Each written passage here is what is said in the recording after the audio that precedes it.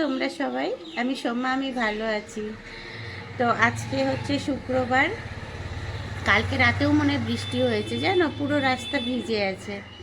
আর রোদও নেই, বেশ সুন্দর ওয়েদার হয়ে আছে।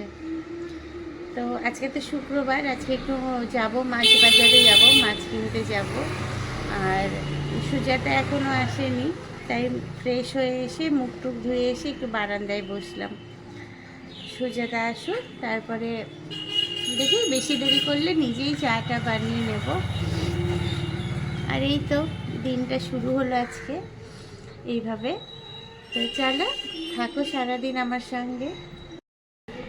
তো আজকে তো শুক্রবার, শনিবার রবিবার ছেড়ে সোমবারই আমার ট্রেন, জানো। আমি মেয়ের কাছে যাচ্ছি কলকাতায়। আমার মেয়ে তো কলকাতায় পড়ে, তো ওখানেই থাকে ও। তো আমিও যাচ্ছি ওখানে। তো একটা জিনিস গোছায়নি। এবার তো বেশ ভালো দিনের জন্যই যাচ্ছি, প্রায় 7-8 দিনের জন্য যাচ্ছি। তো একটু তো বেশি জামা কাপড় লাগবেই, কিন্তু কিচ্ছু গোছায়নি। ট্রলিটা এনে সুজাতা রেখে দিয়েছে, কিন্তু এখনও কিছুই গুছালাম না, কিছু বেরও করলাম না। তো আজকে তো শুক্রবার চলে গেল, দেখি কাল পরশুর মধ্যে সব গুছিয়ে নেব। আর মেয়ে তো ভীষণ খুশি আমি যাচ্ছি বলে। তো আমিও খুব এক্সাইটেড। কেন বলে তো, অনেক দিন হলো মেয়েটাকে দেখি না। এই লাস্ট একবার কবে যেন মার্চ মাসে মনে হয় এসেছিল, তারপর থেকে তো আর সামনাসামনি হইনি। তো গিয়ে এবার থাকবো বেশ কিছুদিন ওর সঙ্গে। আর ওর প্যারেন্টস টিচার মিটিংও আছে কলেজে, তো ওটাও অ্যাটেন্ড করব। আর কিছুদিন থেকে আসি। মাঝে একটা ঈদের ছুটি পড়েছে, ঈদ না মহরম যাই হোক, একটা ছুটি পড়েছে। তো আমি বলেছিলাম চল একবার ঘুরে আসি ওখান থেকে, কাছে পিঠে দীঘা বা মন্দারমণি কোথাও ঘুরে আসি চ। তো ও যাবে না, মানে না, আমার জগন্নাথ দেবকে দেখতে হলে পুরীতেই যাব, নাহলে কোথাও যাব না জগন্নাথ দেবের পুজো করতে গেলে। তো কি এখন রাজি হয়নি ও দীঘায় যেতে। আর পুরীতে 2 দিনের মধ্যে গিয়ে ফিরে আসার কোনো মানে হয় না, এতটাকে জার্নি করে গিয়ে একটু যদি নাই থাকি 3-4 দিন। তো যাচ্ছি, দেখি ওখানে যাওয়ার পর নতুন কিছু প্ল্যান হলে তখন আলাদা ব্যাপার। তো এখন হচ্ছে আপাতত কোনো প্ল্যান নেই, কলকাতাতেই থাকবো, ওর সঙ্গে একটু টাইম কাটাবো।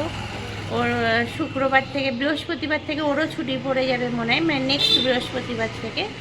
তারপরে কলকাতার মধ্যেই এদিক সেদিক ঘুরবো আর কি। ঘুরার তো কিছু নেই, সবই দেখা আছে, এই আর কি, মল যাওয়া, শপিংয়ে যাওয়া, এইসবই। তো শুধু প্রোগ্রামই করতে থাকি আমরা, কি করব না করব। খুব খুশি লাগছে, মনটা বেশ আনন্দ আনন্দ লাগছে যে আবার মেয়ের কাছে গিয়ে কয়েকদিন থাকবো। কিন্তু ওখানে গেলে আমার খুব কাজ পড়ে যায়, জানো। ওখানে তো আর সুজাতার মতো আমার কেউ নেই, রান্না বান্না সব কাজ নিজে করা, প্রচণ্ড কাজ করতে হয় ওখানে গেলে। তাও ঠিক আছে, তাও তো মেয়ের সঙ্গে থাকা হবে, মেয়েকে একটু ভালো মন্দ কিছু রান্না করে খাওয়ানো হবে। তো আজকে দেখি, আজকে হয়তো হবে না, কালকে থেকেই গোছাবো একটু জামা কাপড়, কয়েকটা শাড়িও নেব যদি কোথাও ঘুরতে যাই। ভাবলাম তোমাদের সঙ্গে একটু গল্প করি এই ব্যাপারটা নিয়ে। কেন, তোমরা তো আমার মেয়েকে দেখোনি, যারা আমার পরিচিত না তারা। তো এবার গিয়ে আমার মেয়েকে দেখাবো তোমাদেরকে। সুজাতা রুটি বানাচ্ছে, ওটসের, সুজাতা ওটসের রুটি বানাচ্ছে সুজাতা।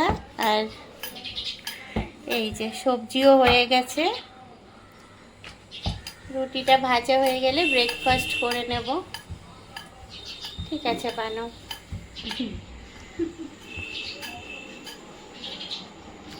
আর দেখো কতদিন পরে আজকে আমি আবার জুস খাবো। সেই লাস্ট মনে হয় খেয়েছিলাম সানডেতে, আর আজকে শুক্রবার, আজকে গিয়ে আবার আমি জুস খেতে পাবো। চলো খেয়ে নিই আমি জুসটা।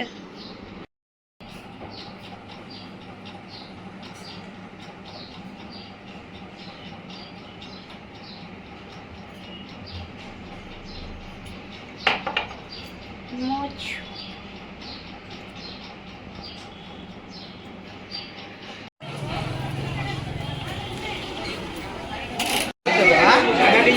সবগুলা নিলে কম আছে। আড়াই কেজি আছে, ওটা নিবো না, আধা কেজি দেবো। 780 গ্রাম, 680, আধা কেজি। এই দেখে দিলে তো ভালো দেখে। হ্যাঁ হ্যাঁ, ডিম 100 আছে। টাকা। 400 আমি বাবার কাছে আমি কম দেবো না। টাকা, আপনি কি সবাই সমান বুঝলা? আসে বলে কি মাছই নিব না, টাকার দাম তো ভালো। বলছি চিংড়ি কতটা? চিংড়ি নিব না, আমি থাকবো না তো, এটা নিব আর একটু ট্যাংরা নিব। ও যে আমার খাবার নাম বুঝা। সময় নেই, আমি সোমবার আবার কলকাতা চলে যাচ্ছি। ওই যে উঠাইছে, ওইটা দেখা। বেশি নিয়ে করবোটা কি? আর এই যে দেখো, আমি তোমাদেরকে দেখাচ্ছি যে আমি মাছ বাজারে গিয়ে কতটা ঘেমেছিলাম, পুরো ঘেমে স্নান করে গিয়েছিলাম জানো। তো সেদিন আমি কী কী নিয়েছি বলো তো? ইলিশ নিয়েছি, কাতলের ডিম, ট্যাংরা আর চিংড়ি মাছ নিয়েছিলাম। প্রথমে ভেবেছিলাম নেবো না এত মাছ, তাই ভাবলাম পরের সপ্তাহে তো আবার ফিরবোই, তখন তো লাগবেই, সেই জন্য বাড়িতে আসলাম। মাছের বাজার এখন সুজাতার হাতে দিয়ে দিই, দিয়ে আমি অফিস যাব। তো সুজাতাকে একটু বুঝিয়ে দিই কিভাবে কি করতে হবে। নাও।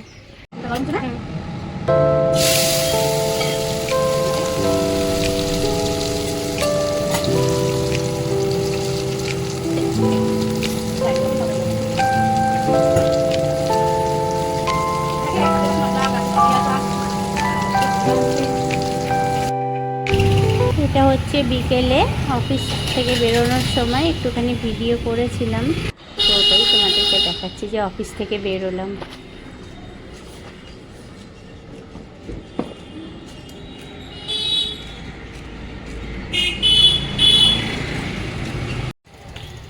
আর এই যে অফিস থেকে ফেরার সময় একটু ফলের দোকানে দাঁড়িয়ে গেছিলাম। এই হলো আমার ফল কেনার বাধা দোকান, সুভাষপল্লীতে, শিলিগুড়ি সুভাষপল্লীতে।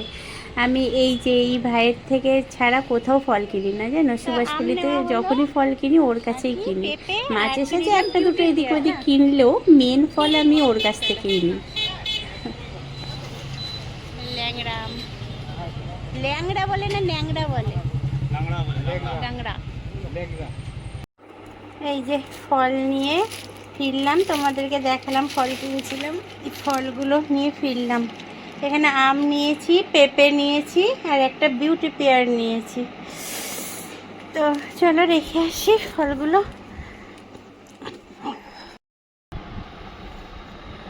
তো এই অফিস থেকে ফিরে চলে এসেছি। আজকে যেন রোদ ওঠেনি, কিন্তু খুব গরম আছে, কিন্তু বেশ গরম লাগছে। তো এই তো অফিস থেকে আসলাম, এখন স্নান করে পুজো দেব, তারপরে জিমে যাব। ফিরে এসে আবার একটু রান্না করব আজকে। তো চলো, যেটুকু পারছি আমি তোমাদের সঙ্গে শেয়ার করব। এই তো অফিস থেকে ফিরে চলে এসেছি, এখন ড্রেস চেঞ্জ করে একটু বসবো, তারপরে গিয়ে চান করে পুজো দেব। আর তারপরে তো যেমন প্রতিদিনের কাহিনী, জিমে যেতে হবে। তাছে জিম থেকে এসে আবার একটুখানি রান্না করব। কালকে তো অফিস বন্ধ, ছুটি আছে, কাল পরশু বন্ধ। ও হ্যাঁ, আজকে রাত্রে একটু গুছানোর অ্যাটেম্প নিতে হবে, নালে না যাওয়ার আগের মুহূর্তে ওই গুছানো অনেক কিছু তখন বাদ চলে যায়। তো এই তো চলো, আমরা মানে কি হারে যে আজকে ভিজলাম তার কোনো ঠিক নাই। আরে বাবা, দেখো কি অবস্থা এদের, মানে মনে হচ্ছে যে নতুন বউ আসছে। যাওয়ার সময় ভিজতে ভিজতে ঘরটন পাটা দিয়েছে, যাওয়ার সময় ভিজতে ভিজতে গেলে আসার সময় পুরো ভিজতে ভিজতে। ইস, আরেকজনের অবস্থা তো মাথায় চাপা দেওয়ার কি দরকার ছিল তাহলে বলো তো? চাপা দিলাম, হেলমেট নিয়ে যাই। ওটা হেলমেটের কাজ করলো। ও নতুন বউ লাগছে। আর না হলে ওই হয় না হোলিতে পুরা হ্যাঁ, আজকে স্নান করনি সেই জন্য ব্যাস হয়ে গেল। এতটাও ভিজতে ভালোবাসি না। তুমি তো তাও রেনকোট ছিলা। এতটাও ভিজতে চাইনি, ভগবান ধরে। সুমি গেছে সামনে বাথরুমে আমি তো ভিজার পরে রেনকোট পরেছি, শরীরে পত ভিজা, পুরো ভিজা, সব ভিজা। দেখ, ইস কি অবস্থা এদের দুইজনের। কি করবো? সব টাঙিয়ে রাখি। তো এই যে আবার রাতের বেলা চলে এসেছি রান্না করতে। একটু ইলিশ মাছের সর্ষে ইলিশ করব একটু, আর মাছ ভাজবো। তো ওটাই আমি একটুখানি আবার রেকর্ড করে ভাবলাম কি তুলে রাখি যে কীভাবে রান্না করছি। প্রতিদিন ওই রান্নার রেসিপি দেখাতে ভালো লাগে না, তাই এটা একটু ছোটোর মধ্যে করে একটু রেকর্ড করে রেখেছি।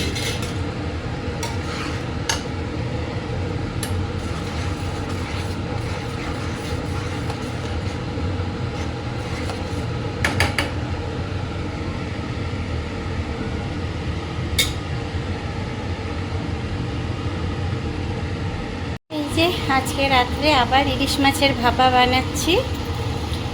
এটা ওই টিফিন বক্সে করে বানাচ্ছি না, কড়াইতেই বানাচ্ছি। কেন টিফিন বক্সে না একটু ঝাঁঝটা বেশিই লাগে সর্ষের, আর ওই সর্ষের ঝাঁঝটা না অতটা আমি খেতে পারি না, তাই কড়াইয়ের মধ্যে করে করছি।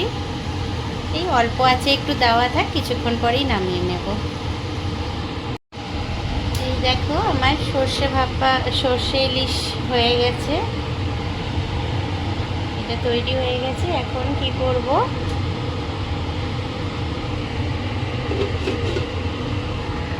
এখন এখানে একটু ইলিশ মাছ ভাজা আর ইলিশ মাছের তেল ভাজা করে নেব, তাহলেই হয়ে যায়।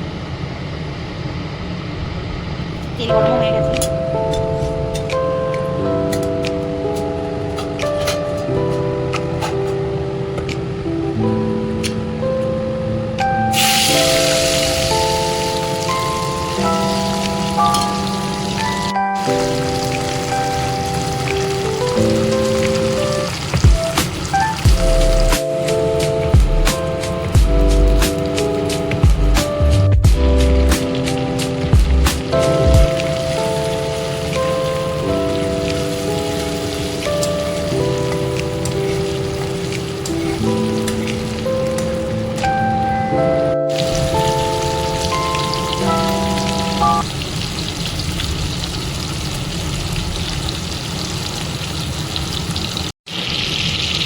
এখানে একটু কাতল মাছ ভেজে নিচ্ছি 2 পিস।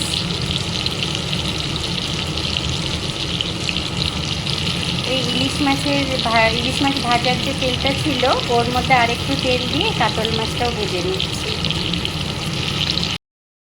তো চলো শুক্রবার রাতের মেনু দেখাই তোমাদেরকে। এটা হচ্ছে সর্ষে ভাপা ইলিশ, আর এটা হচ্ছে ট্যাংরা মাছের চচ্চড়ি আলু দিয়ে, ধনেপাতা দিয়ে।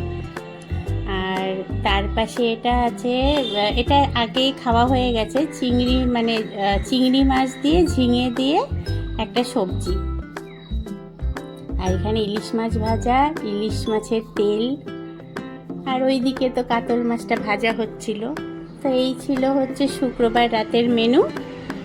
তো চলো আজকের ব্লগটা তাহলে আমি এখানেই শেষ করলাম। সবাই তোমরা ভালো থেকো, আবার দেখা হবে নতুন একটা ব্লগে। ততক্ষণ সবাই ভালো থেকো, টাটা।